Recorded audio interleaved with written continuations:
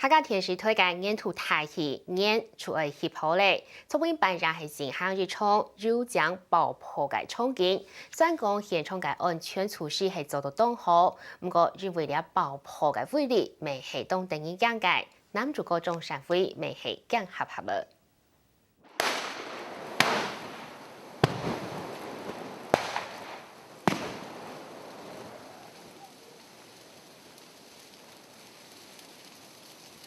拖山义工开始，有将鬼片都起火，现场下面一片火海。有中山会做嘅五连房，虽然讲伫火海当中救生，不过在前面佢遇到阿祖提起口就讲。后背就等下我崩死嘅地方，行啊，當然我行，因為我等下叫差唔多，差唔多要4張嘢咧，今日撲殺啦，差唔多就結束嘅，大家就做嚟看到嘅啦，嘣！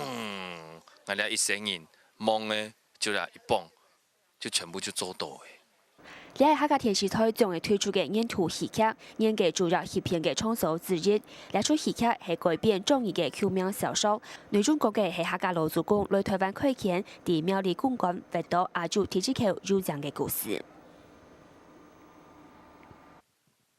因為佢好接觸去發掘呢個體育，要得到那個新保證留一個外國人嘅幫助，卒之呢，最後呢就係發掘到台灣嘅嘅亞洲嘅體育，但係歷史上呢係一個很有名嘅一個事件。